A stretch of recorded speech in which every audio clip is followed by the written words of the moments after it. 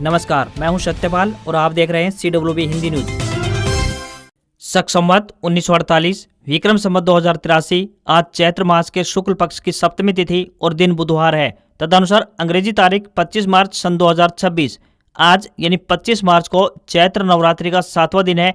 इस दिन माँ दुर्गा के अत्यंत शक्तिशाली और उग्र रूप माँ कालरात्रि की पूजा की जाती है। सबसे पहले आज की सुर्खियां। हरियाणा में अगले 4 दिन मौसम में दिखेगा लगातार बदलाव। 26 को बारिश, गरज चमक और तेज हवाओं का अलर्ट हुआ जारी। हरियाणा में किसानों के लिए बड़ी खुशखबरी, दलहन खेती करने पर अब मिलेंगे 10,000 रुपये प्रति एकड़, बताएंगे पूरी अपडेट। हरियाणा में पंचायती जमीन पर रास्ते के नियम होंगे सख्त, ग्राम पंचायतों को लेनी होगी मंजूरी। हरियाणा में नया PNG कनेक्शन लेना हुआ बेहद आसान, बताएंगे पूरी अपडेट। हरियाणा कांग्रेस MLA की खुली बगावत, इसराइल बोले राज्यसभा सांसद पसंद नहीं था, मैंने मन की करी, अब पार्टी अपने मन की कर ले। हजारों मरीजों के लिए बुरी खबर, हरियाणा के इन जिलों के सरकारी अस्पतालों में दिल का इलाज बंद हुआ। बड़ी खुशखबरी, हरियाणा में मछली पालकों को मिलेगी सस्ती बिजली, जानेंगे पूरी खबर। रेलवे टिकट 8 घंटे पहले कैंसिल करने पर ही रिफंड मिलेगा, 4 घंटे का नियम खत्म हुआ। ट्रेन छूटने के 30 मिनट पहले बोर्डिंग स्टेशन अब बदल पाएंगे। IIT व अन्य संस्थानों में MTech के लिए शुरू हुई काउंसलिंग, 10 जून तक होंगे 5 राउंड। हरियाणा में वाणिज्यिक सिलेंडरों की सप्लाई बहाल, प्रवासी मजदूरों के लिए 5 किलोग्राम सिलेंडर भी मिलेगा। महेंद्रगढ़ झज्जर के बीच रोडवेज ने शुरू की नई बस सेवा। एक बार फिर विवाद में उलझा HPSC, 3 भर्तियों में सिर्फ 4 युवा सफल हुए। RCB की टीम सबसे महंगी IPL टीम बनी, 16.71 हजार करोड़ रुपए में आदित्य बिरला टाइम्स ग्रुप समेत 4 कंपनियों ने खरीदा, तो वहीं राजस्थान रॉयल्स 15,000 करोड़ में बिकी। देश में पहली बार इच्छा मृत्यु, हरीश राणा की मौत हुई, 13 साल से कोमा में थे, सुप्रीम कोर्ट ने 13 दिन पहले इजाजत दी थी। और डोनाल्ड ट्रंप बोले ईरान न्यूक्लियर हथियार नहीं रखने पर सहमत हुआ, हमने युद्ध जीत लिया है। और अब खबरें विस्तार से। हरियाणा सहित दिल्ली और NCR में अभी सर्दी अलविदा कहने के लिए तैयार नहीं है। जिस हिसाब से फरवरी के आखिर और मार्च के शुरुआती दिनों में गर्मी देखने को मिली थी, उससे लग रहा था कि इस बार गर्मी ने दस्तक जल्दी दे दी है। लेकिन मार्च महीने के हालिया कुछ दिनों में हुई बारिश ने मौसम एक बार फिर से ठंडा कर दिया है। 25 मार्च यानी आज एक और पश्चिमी विक्षोभ सक्रिय होने जा रहा है, जिसका असर दिल्ली से लेकर हरियाणा के दक्षिणी और पश्चिमी जिलों में देखने को मिलेगा। यहां 26 मार्च को गरज चमक और आंधी तूफान के साथ बारिश होने की उम्मीद जताई गई है, जो कि 27 मार्च की सुबह तक रुक रुक कर होती रहेगी। मौसम विभाग द्वारा सबसे अहम अलर्ट 26 मार्च को ही जताया गया है, जब प्रदेश के कई जिलों में गरज चमक के साथ बारिश और 40 से 50 किलोमीटर प्रति घंटे की रफ्तार से तेज हवाएं चल सकती हैं। वहीं 28 मार्च को पूरे दिन बादलवाई की संभावना जताई गई है, जिससे मौसम खुशनुमा बना रहेगा। इसके बाद 29 मार्च को एक बार फिर से बारिश होने की संभावना बनी हुई है, जिससे अधिकतम तापमान में गिरावट देखने को मिलेगी। इस दौरान न्यूनतम तापमान 13 से 14 डिग्री सेल्सियस के आसपास रहने की उम्मीद है। अप्रैल के पहले सप्ताह तक हरियाणा और NCR दिल्ली क्षेत्र में लू यानी हीटवेव चलने का कोई पूर्वानुमान नहीं है। हरियाणा के सरकारी अस्पतालों में दिल की बीमारियों का इलाज करा रहे हजारों मरीजों के लिए बुरी खबर है। प्रदेश के 4 प्रमुख जिलों गुरुग्राम, पंचकुला, अंबाला और फरीदाबाद के नागरिक अस्पतालों यानी सिविल हॉस्पिटल्स में चल रहे हार्ट सेंटरों ने आयुष्मान भारत योजना के तहत मरीजों का कैशलेस इलाज करने से साफ मना कर दिया है। यह संकट PPP मोड पर चल रहे इन केंद्रों और राज्य सरकार के बीच भुगतान को लेकर पैदा हुआ है। इन सेंटरों का संचालन करने वाली निजी कंपनी मेडिट्रीना ग्रुप का दावा है कि स्वास्थ्य विभाग पर उनका लगभग 31 करोड़ रुपए ब्याज सहित बकाया है। कंपनी का कहना है कि लंबे समय से भुगतान न होने के कारण उनके लिए दवाइयों, स्टेंट और स्टाफ के खर्चों को वहन करना अब मुश्किल हो गया है। विशेष रूप से गुरुग्राम के सेक्टर 10 नागरिक अस्पताल में यह सुविधा पिछले 9 महीनों से बाधित है। वहीं स्वास्थ्य विभाग के अधिकारियों का कहना है कि भुगतान न होने के पीछे कुछ तकनीकी और प्रशासनिक कारण है। इस गतिरोध का सबसे बुरा असर गरीब मरीजों पर पड़ रहा है। जो इलाज आयुष्मान कार्ड पर मुफ्त यानी फ्री होता था, अब उसके लिए मरीजों को निजी अस्पतालों में 60,000 रुपए से लेकर 1 लाख रुपए तक खर्च करने पड़ रहे हैं। मरीजों को अब चंडीगढ़ PGI या फिर दिल्ली के अस्पतालों में रेफर किया जा रहा है, जहां पहले से ही भारी भीड़ है। हरियाणा के मुख्यमंत्री नायब सिंह सैनी ने मेरा पानी मेरी विरासत योजना के तहत दलहन लगाने वाले किसानों को 2,000 रुपए प्रति एकड़ अतिरिक्त बोनस देने की घोषणा की है। अब तक इस योजना में 8,000 रुपए प्रति एकड़ की मदद दी जा रही थी, जो अब बढ़कर 10,000 रुपए प्रति एकड़ हो गई है। इस योजना का मुख्य उद्देश्य फसल विविधीकरण को बढ़ावा देना है। इस योजना का लाभ उठाने के लिए किसानों को मेरी फसल मेरा ब्यौरा पोर्टल पर रजिस्ट्रेशन करवाना होगा और कृषि विभाग के सत्यापन के बाद राशि डायरेक्ट बेनिफिट ट्रांसफर यानी डीबीटी के माध्यम से बैंक खाते में आएगी। धान की जगह पर कम पानी वाली फसलें जैसे दलहन व तिलहन की खेती करनी होगी। नायब सिंह सैनी ने भिवानी जिले के गोकुलपुरा में 64 एकड़ में 11.67 करोड़ रुपए की लागत से बने पोषण अनाज अनुसंधान केंद्र का भी उद्घाटन किया। कृषि मंत्री श्याम सिंह राणा ने खेती में कीटनाशकों, अत्यधिक खाद के प्रयोग और अंधाधुंध पानी के दोहन पर भी चिंता जताई। हरियाणा सरकार मछली पालन व्यवसाय को बढ़ावा देने की दिशा में निरंतर नए प्रयास कर रही है। हाल ही में मछली पालन व्यवसाय से जुड़ी सब्सिडी सहित कई नई सेवाओं को हरियाणा अधिकार सेवा अधिनियम 2014 के तहत अधिसूचित किया गया था, जिसमें सघन मत्स्य पालन विकास कार्यक्रम के अंतर्गत लोडिंग ऑटो, 4 पहिया वाहन और ट्रॉली के साथ मिनी ट्रैक्टर पर सब्सिडी राशि का लाभ 40 दिनों के भीतर मिलेगा। आइस प्लांट के लिए सब्सिडी राशि 50 दिन में जारी कर दी जाएगी। प्रदेश सरकार ने उन लोगों के हित में एक बड़ा फैसला लिया है जो मछली पालन तो कर रहे हैं परंतु बोरवेल चलाने के गैर कृषि फीडर से बिजली भी ले रहे हैं। ऐसे लोगों को राहत देने के लिए सरकार ने एक बड़ा कदम उठाया है। मछली पालन व्यवसाय करने वाले लोगों के लिए कनेक्शन लोड सीमा 20 किलोवाट से बढ़ाकर 40 किलोवाट करने के साथ ही बिजली दरों में भी रियायत देने का फैसला लिया है। अभी मछली पालन व्यवसाय करने वालों को 6 रुपये 60 पैसे प्रति यूनिट की दर से बिजली का भुगतान करना पड़ रहा है, लेकिन जल्द ही इसे घटाकर 4 रुपये 75 पैसे प्रति यूनिट कर दिया जाएगा। झींगा मछली काफी महंगी बिकती है, इसलिए मछली पालक इस मछली को खेतों में बनाए गए तालाब में डालकर अपनी आर्थिक स्थिति को मजबूत कर रहे हैं। हरियाणा सरकार ने आमजन के हितों को प्राथमिकता देते हुए एक और बड़ा फैसला लिया है। सरकार ने ग्राम पंचायतों की सामलात भूमि पर प्राइवेट प्रोजेक्ट के लिए रास्ता देने की प्रक्रिया को अधिक पारदर्शी और जवाबदेह बनाने की तैयारी कर ली है। नई व्यवस्था के तहत अब किसी भी निजी प्रोजेक्ट को पंचायत की जमीन से रास्ता लेने के लिए ग्राम पंचायत के 3/4 सदस्यों और ग्राम सभा के 2/3 सदस्यों की औपचारिक मंजूरी लेनी अब अनिवार्य होगी। राज्य सरकार का उद्देश्य ये सुनिश्चित करना है कि पंचायती जमीन का इस्तेमाल केवल निजी हितों तक सीमित न रहे, बल्कि पूरे गांव की सहमति और हित को ध्यान में रखते हुए ही फैसला लिया जाए। नई नीति के अनुसार रास्ता देने के लिए जमीन न तो बेची जाएगी और न ही लोन के रूप में दी जाएगी, बल्कि उसका स्वामित्व अब पंचायत के हाथों में सुरक्षित रहेगा।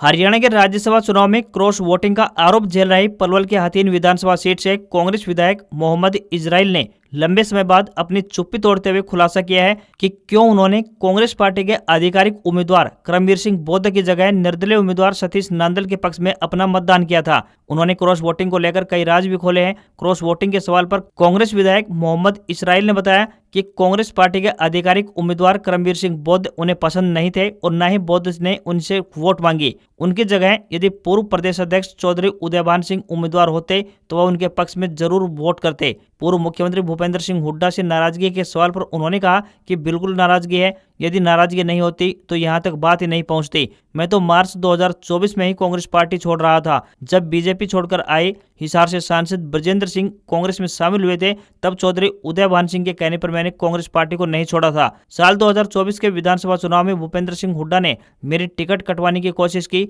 एक बात स्पष्ट करता हूं कि यदि अगला चुनाव लड़ूंगा तो कांग्रेस की टिकट पर नहीं लड़ूंगा। मेरा जो करने का मन था वो मैंने किया, अब पार्टी का जो मन है वो कर सकती है। मैंने पहले भी अपने हलके के लोगों की आवाज उठाई है और आगे भी उठाता रहूंगा। वहीं बेटे नाजिम चौधरी द्वारा सभी रिश्ते तोड़ने के सवाल पर उन्होंने कहा कि पढ़ा लिखा बच्चा है, उसने जो भी किया होगा समझदारी से ही किया होगा। हरियाणा परिवहन विभाग द्वारा यात्रियों को बेहतर यातायात सुविधा उपलब्ध करवाने के उद्देश्य से निरंतर नए प्रयास किए जा रहे हैं। इसी कड़ी में लोगों की मांग पर महेंद्रगढ़ से झज्जर के बीच नई बस सेवा शुरू कर बड़ी राहत प्रदान की गई है। इस सुविधा के शुरू होने से दैनिक पैसेंजर, स्टूडेंट्स सहित अन्य कार्यों के लिए आवागमन करने वाले लोगों का सफर अब आसान हो पाएगा। महेंद्रगढ़ और झज्जर के बीच आवागमन को सुगम बनाने के लिए परिवहन विभाग द्वारा 2 नई बसों के संचालन को हरी झंडी दिखाई गई है। पहली बस महेंद्रगढ़ बस स्टैंड से रोजाना दोपहर 1:30 बजे रवाना होकर शाम 3:30 बजे झज्जर पहुंचेगी। झज्जर से सुबह 10 बजे रवाना होकर इसी रूट से होते हुए दोपहर 1 बजे महेंद्रगढ़ बस स्टैंड पर पहुंचेगी। झज्जर रोडवेज डिपो द्वारा महेंद्रगढ़ के लिए संचालित की गई बस वाया बहुजोलरी होकर संचालित होगी। यह बस महेंद्रगढ़ से कनीना, कारोली मोड़, बहुजोलरी और छुचकवास होते हुए झज्जर का सफर तय करेगी। ग्रामीणों ने महेंद्रगढ़ से वाया कोसली बस सेवा को जो बंद पड़ी है उसे फिर से शुरू करने की मांग की है, ताकि लोगों को बेहतर यातायात सुविधा का लाभ मिल पाए। हरियाणा लोक सेवा आयोग यानी HPSC द्वारा सब्जेक्ट नॉलेज के लिए जो 35% अंक लेना अनिवार्य किया गया है, उसे लेकर युवाओं में काफी रोष बना हुआ है। युवाओं का कहना है कि इसी क्राइटेरिया की वजह से युवा कामयाब नहीं हो पा रहे हैं। यही वजह है कि काफी सारे युवा सब्जेक्ट नॉलेज टेस्ट में फेल हो रहे हैं। बहुतकनीकी शिक्षण संस्थानों में विभिन्न विषयों के लेक्चरर के पदों को भरने के लिए आयोजित 3 भर्तियों में मात्र 4 युवाओं को ही कामयाबी मिली है। ऑटोमोबाइल इंजीनियरिंग और इंस्ट्रूमेंटेशन एंड कंट्रोल इंजीनियरिंग के लेक्चरर पदों के लिए कोई भी युवा कामयाब नहीं हुआ। वह सभी युवा असफल रहे हैं। वहीं lecturer in medical laboratory technology के पदों की परीक्षा में मात्र 4 अभ्यर्थी ही कामयाब रहे हैं। HPSC की तरफ से सब्जेक्ट नॉलेज टेस्ट का रिजल्ट जारी होने के बाद ही भर्तियों पर एक बार फिर से विवाद शुरू हो गया है। HPSC द्वारा तकनीकी शिक्षा विभाग में लेक्चरर के विभिन्न पदों के लिए साल 2024 में भर्ती विज्ञापन जारी किया गया था। अभ्यर्थियों ने तर्क पेश किया है कि सब्जेक्ट नॉलेज टेस्ट में 35% का क्राइटेरिया निर्धारित किया गया है, जिसके चलते युवा मुख्य परीक्षा में फेल हो रहे हैं।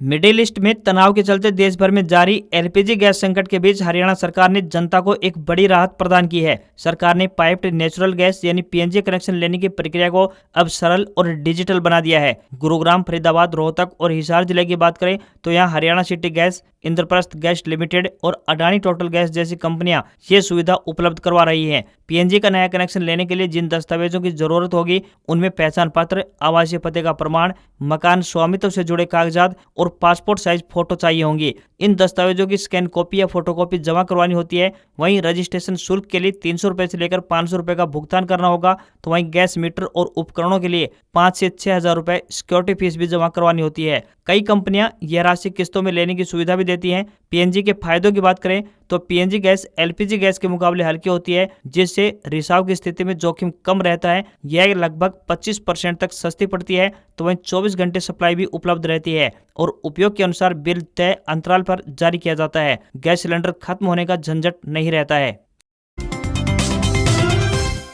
केंद्र सरकार के निर्देशों के बाद हरियाणा में वाणिज्यिक गैस सिलेंडरों की सप्लाई बहाल कर दी गई है। प्रदेश में रोजाना 848 सिलेंडरों की खपत के मुकाबले तेल कंपनियों के पास तकरीबन 25 दिनों का पर्याप्त भंडार उपलब्ध है। इसके साथ ही प्रवासी मजदूरों के लिए 5 किलो के छोटे गैस सिलेंडरों की आपूर्ति सुनिश्चित करने के भी दिशा निर्देश जारी कर दिए हैं। इससे पहले प्रदेश में वाणिज्यिक सिलेंडरों की सप्लाई केवल 30% तक सीमित थी, जिसके तहत स्कूल, कॉलेज और अस्पतालों को प्राथमिकता दी जा रही थी। अब 20% अतिरिक्त आपूर्ति बहाल होने के बाद रेस्टोरेंट, ढाबे, होटल, औद्योगिक कैंटीन, फूड प्रोसेसिंग इकाइयों, डेयरी, सरकारी सब्सिडी कैंटीन और कम्युनिटी किचन को प्राथमिकता के आधार पर सिलेंडर उपलब्ध करवाए जाएंगे। अगर आप एमटेक करना चाहते हैं तो IIT के साथ अन्य संस्थानों के एमटेक प्रोग्राम में एडमिशन के लिए काउंसलिंग प्रोसेस की शुरुआत हो चुकी है। IIT रुड़की की ओर से कॉमन ऑफर एक्सेप्टेंस पोर्टल यानी COAP लॉन्च कर दिया गया है। शुरुआती काउंसलिंग 5 राउंड में रहेगी।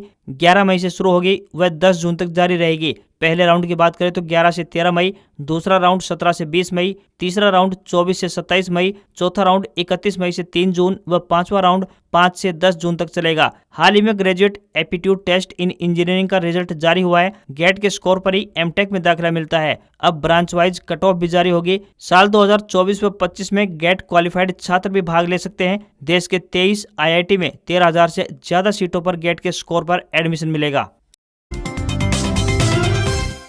महिला एवं बाल विकास विभाग हरियाणा के अंतर्गत मिशन वात्सल्य के अधीन पॉस्को अधिनियम 2012 की धारा 39 के तहत जिला बाल संरक्षण इकाई सोनीपत द्वारा स्पोर्ट पर्सन पदों के लिए आवेदन आमंत्रित किए गए हैं। पुरुष या महिला जो भी उम्मीदवार इच्छुक हैं वे अपने आवेदन भारतीय डाक के माध्यम से भेज सकते हैं। आवेदन करने की अंतिम तिथि 27 मार्च तय की गई है। इन पदों के लिए उम्मीदवार ने सोशल वर्क, सोशियोलॉजी या साइकोलॉजी या चाइल्ड डेवलपमेंट में पोस्ट ग्रेजुएशन की होनी चाहिए अथवा ग्रेजुएशन के साथ साथ बाल शिक्षा या विकास क्षेत्र में 3 साल का अनुभव होना चाहिए। किसी भी वर्ग के उम्मीदवारों को कोई भी आवेदन शुल्क नहीं देना है। न्यूनतम आयु 25 वर्ष और अधिकतम आयु 42 वर्ष तय की गई है। उम्मीदवारों से विनम्र निवेदन है कि भर्ती के लिए आवेदन करने से पहले आधिकारिक विज्ञापन जरूर चेक कर लें। अमेरिकी राष्ट्रपति डोनाल्ड ट्रंप ने मंगलवार को कहा कि ईरान ने न्यूक्लियर हथियार नहीं रखने पर अपनी सहमति जताई है। व्हाइट हाउस में मीडिया से बात करते हुए ट्रंप ने कहा कि दोनों देशों के बीच बातचीत जारी है और ईरान समझौता करना चाहता है। उन्होंने कहा कि हमारी पहली शर्त यही है कि ईरान न्यूक्लियर हथियार नहीं बनाएगा, जिस पर सहमति बन गई है। ट्रंप ने दावा किया कि अमेरिका ने युद्ध जीत लिया है। उन्होंने कहा कि ईरान की नेवी, एयरफोर्स और रडार सिस्टम काम नहीं कर रहे हैं। अमेरिकी विमान तेहरान के ऊपर उड़ रहे हैं और अमेरिका जो चाहे कर सकता है। हालांकि ईरान ने अभी तक अमेरिका के साथ किसी भी तरह की सीधे बातचीत से इनकार किया है। इससे पहले न्यूयॉर्क टाइम्स की रिपोर्ट में दावा किया गया था कि सऊदी अरब के क्राउन प्रिंस मोहम्मद बिन सलमान ने डोनाल्ड ट्रंप से ईरान पर हमले जारी रखने को कहा था। ट्रंप ने कहा कि अमेरिका और ईरान के बीच हालिया बातचीत के बाद 15 मुद्दों पर सहमति बनी है। इन मुद्दों की पूरी लिस्ट सार्वजनिक नहीं की गई है। उन्होंने ईरान के पावर प्लांट पर हमले 5 दिन के लिए टाल दिए हैं। ईरान के विदेश मंत्रालय ने कहा है कि तेहरान और वाशिंगटन के बीच कोई बातचीत नहीं हो रही है। वहीं पाकिस्तान, मिस्र और तुर्की के साथ मिलकर ईरान और अमेरिका के बीच मध्यस्थता की कोशिश कर रहा है। भारतीय रेलवे ने टिकट कैंसिल करने के नियम सख्त कर दिए हैं। अब अगर कोई यात्री ट्रेन छूटने से 8 घंटे पहले तक टिकट रद्द करता है तभी उसको रिफंड मिलेगा। पहले यह समय 4 घंटे का था, जिसे अब बढ़ाकर 8 घंटे कर दिया गया है। हालांकि 24 से 8 घंटे के बीच टिकट कैंसिल करने पर अभी भी 50% पैसा ही वापस मिलेगा। इसके अलावा अब यात्री ट्रेन छूटने से 30 मिनट पहले तक अपना बोर्डिंग स्टेशन भी बदल पाएंगे। अभी तक यह सुविधा सिर्फ चार्ट तैयार होने से पहले तक मिलती थी। यात्री IRCTC की वेबसाइट, ऐप या फिर रेलवे काउंटर के जरिए अपना बोर्डिंग स्टेशन बदल पाएंगे। हालांकि एक बार बोर्डिंग पॉइंट बदलने के बाद आप पुराने स्टेशन से ट्रेन नहीं पकड़ पाएंगे। रेल मंत्री अश्विनी वैष्णव ने कहा कि यह बदलाव इसलिए किया गया है ताकि एजेंट और दलाल टिकटों की जमाखोरी न कर पाएं। नए नियम 1 से 15 अप्रैल 2026 के बीच अलग अलग फेज में लागू होंगे। रेल मंत्री अश्विनी वैष्णव ने कहा कि दलालों के पैटर्न को देखते हुए ये बदलाव किया गया है। दलाल अक्सर एक्स्ट्रा टिकट बुक कर लेते थे और ग्राहक न मिलने पर ट्रेन छूटने से ठीक पहले कैंसिल करके उसका रिफंड ले लेते थे। रिफंड के नियमों को सख्त करने से अब आम यात्रियों को कंफर्म टिकट मिलने की संभावना अधिक बढ़ जाएगी।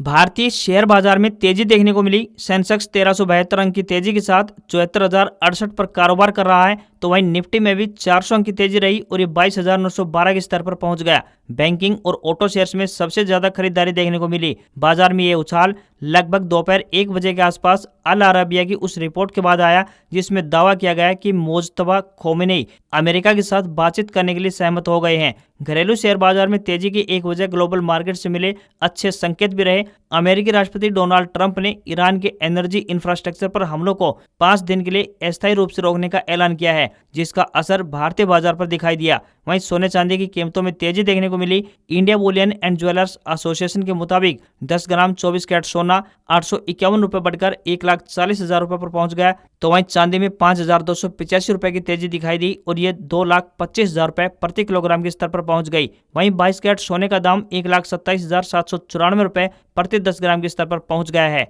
आज खबरों में बस इतना ही। देखते रहिए आपका अपना हरियाणा का सबसे बेहतरीन news channel CWB Hindi news. नमस्कार। इसी आशा के साथ आपका दिन शुभ रहे।